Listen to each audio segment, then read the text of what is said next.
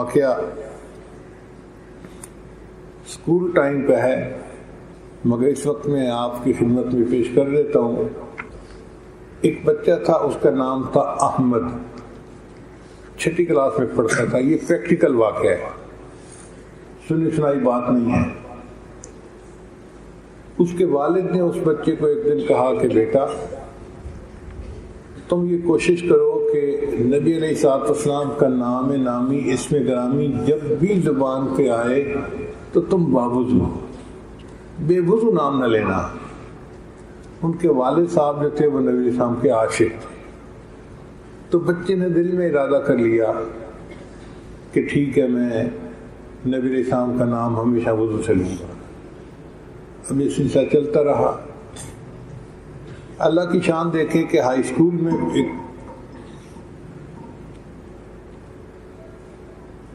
Convocation ہوئی، سالانہ جلسہ جس کو کہتے ہیں۔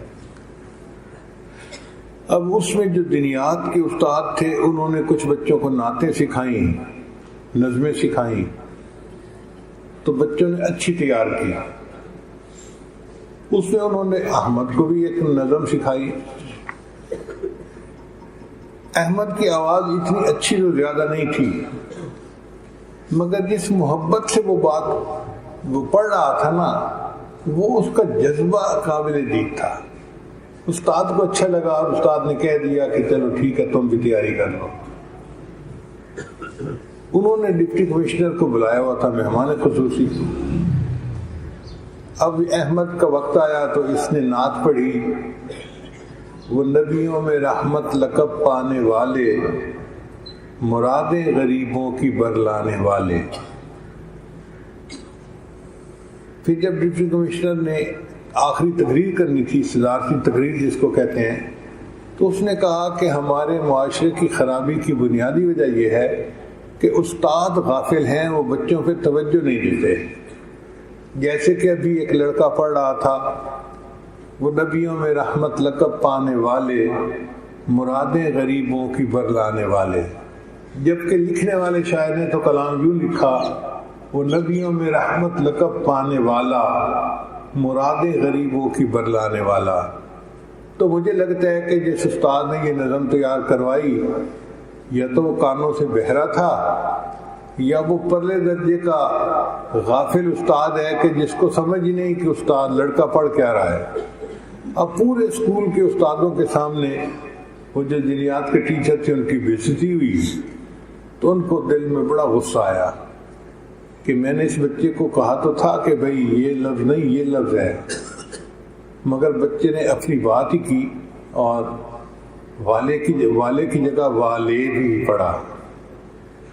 خیر بات آئی گئی ہو گئی۔ اب اگلا سال شروع ہو گیا، نیا سال جیسے تعلیمی شروع ہوتا ہے نا، تو سال کے ابتدائی دنوں میں ایڈجسٹمنٹس ہوتی ہیں کہ کس ٹیچر نے کس مضمون کو پڑھانا ہے۔ ایک ٹیچر آئے نہیں تھے، تو اب یہ جو کلاس کے بچے تھے نا، یہ بیٹھے اونچا اونچا باتیں کر رہے تھے، بول رہے تھے، شرارتیں کر رہے تھے۔ تو ہیڈ ماسٹر نے سوچا کہ بھئی اگر یہ بچے زیادہ شرارتیں کریں گے، شور مچائیں گے، تو دوسری کلاس کے بچے ڈسٹرب ہوں گے۔ اس لیے اگر کوئی استاد فارغ ہے تو اس کو میں کہتا ہوں کہ وہ آئے اور کلاس کے اندر بچوں کو ذرا خاموش کروا دے۔ اسٹاف روم سے پتہ کیا تو دینیات کے ٹیچر فارغ تھے۔ استاد نے کہا کہ جی آپ آئیں اور اس کلاس کا پیریڈ لے لیں، ایک پیریڈ تفریح سے پہلے کا اور ایک پیریڈ تفریح کے بعد کا۔ ان کا بہت اچھا، وہ ٹیچر کلاس میں آ گئے۔ اب انہوں نے کلاس کے بچوں کو باتوں میں لگا لیا کہ بچوں تمہارے اصل ٹیچر تو آئے نہیں جنہوں نے سائنس کا مضمون پڑھانا ہے، تو میں تو اس لیے آیا ہوں کہ آپ لوگ جو ہیں مصروف رہیں اور باقی کلاسوں کو آپ ڈسٹرب نہ کر سکیں۔ چنانچہ میں ایسے کرتا ہوں کہ چھوٹے چھوٹے سوال پوچھتا ہوں، آپ لوگ جواب دیتے رہنا، وقت بھی گزر جائے گا اور معلومات بھی بڑھ جائیں گی سب کی۔ چنانچہ اس نے نام پوچھنے شروع کر دیے، جی کہ حج کس شہر میں کرتے ہیں، کعبہ کس شہر میں ہے، نبی علیہ السلام کس شہر کے اندر مدفون ہے۔ چھوٹے چھوٹے سوال بچوں سے پوچھے اور بچے جواب دیتے رہے۔ اللہ کی شان دیکھیں کہ احمد کی باری آئی تو ٹیچر نے پوچھا کہ بتاؤ ہمارے نبی علیہ السلام کا نام کیا ہے۔ احمد کھڑا تو ہو گیا اپنی سیٹ سے، لیکن اس نے نام نہیں بتایا۔ تو ٹیچر نے کہا کہ تمہیں نام آتا ہے؟ اس نے سر ہلایا کہ جی نام آتا ہے۔ تو ٹیچر یہ سمجھا کہ یہ ضدی بچہ ہے، یہ استاد کی بات کو کوئی اہمیت ہی نہیں دیتا، اپنی مرضی کرتا ہے۔ اس کو غصہ آیا، اور پہلے غصہ اس نعت کے الفاظ پر بھی آیا تھا کہ میں نے کہا تھا کہ والا پڑھنا، اور اس نے والے پڑھا۔ تو میں اس کی ضد کو آج ختم کرتا ہوں۔ چنانچہ وہ ذرا سخت لہجے میں بولے کہ احمد بتاؤ کیا نام ہے، اگر نہیں بتاؤ گے تو میں تمہاری خوب پٹائی کروں گا۔ اب احمد چپ کر کے کھڑا ہے لیکن نام نہیں بتا رہا۔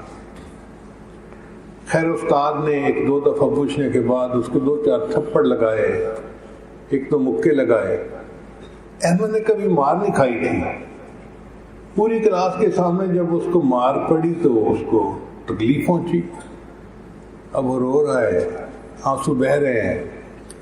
اتنے میں گھنٹی بجی، تفریح ہو گئی۔ چنانچہ کلاس کے سب بچے چلے گئے تفریح منانے کے لیے۔ جب سب چلے گئے تو احمد بھی اٹھا اور باہر گیا اور ہاتھ منہ دھو کے واپس آ کے اپنی سیٹ پہ بیٹھ گیا۔ جب ریسیس ختم ہوئی تو دنیات کے ٹیچر پھر کلاس میں آئے۔ اب ان کے ہاتھ میں ڈنڈا بھی تھا۔ ان کا احمد کھڑے ہو جاؤ، پہلے تو میں نے تمہیں تھپڑ اور مکے مارے ہیں نا، اب میں ڈنڈا توڑوں گا تمہارے اوپر، میں دیکھتا ہوں تم نبی علیہ السلام کا نام کیسے نہیں بتاتے۔ خیر احمد کھڑا ہوا اور اس نے بتا دیا کہ ہمارے نبی علیہ السلام کا نام محمد صلی اللہ علیہ وسلم۔ ٹیچر بڑا حیران کہ پہلے اتنی دفعہ پوچھا تو گنگ بن کے کھڑا رہا، اور اب پوچھا تو فوراً بتا دیا۔ تو ٹیچر سمجھ گیا کہ کوئی مسئلہ اور ہے۔ وہ آیا اور اس نے پیار کا انداز اپنا لیا، احمد کے سر پہ ہاتھ رکھا۔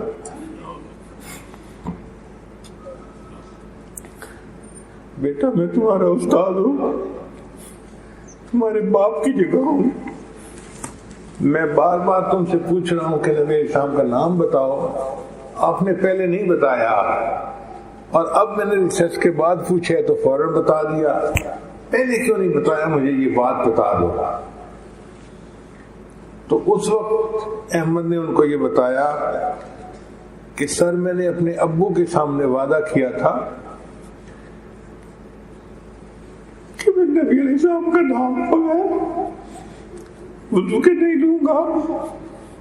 جب آپ نے پہلے سوال پوچھا میرا وضو نہیں تھا، میں نے مار تو کھا لی مگر میں نے نبی علیہ السلام کا نام اپنے منہ سے نہیں نکالا۔ اب ریسیس میں وضو کر کے آیا ہوں، آپ نے نام پوچھا تو میں نے نام بتا دی ہے۔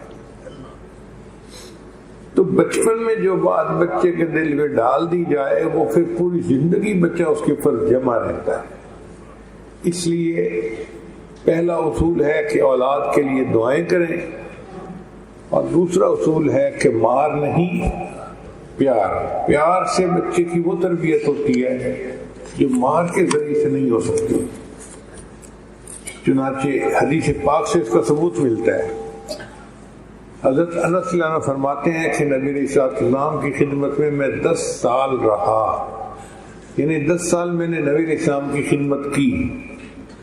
نبی علیہ السلام نے نہ کبھی مجھے جھڑکا، نہ کبھی مجھے گالی دی، نہ نبی علیہ السلام نے کبھی مجھے ترش نظروں سے دیکھا، ہمیشہ پیار سے بات کی، اور نبی علیہ السلام نے تربیت میری محبت سے فرمائی۔ تو اس حدیث پاک سے پتہ چلتا ہے کہ بچے کو اگر پیار دیا جائے تو اس کی تربیت آسانی سے ہو جاتی ہے، مار کی ضرورت ہی نہیں پڑتی۔ ہم جو غصے میں آ کے مارنا شروع کر دیتے ہیں یہ ہماری جلد باز طبیعت ہوتی ہے، ورنہ مار کی ضرورت پیش نہیں آتی۔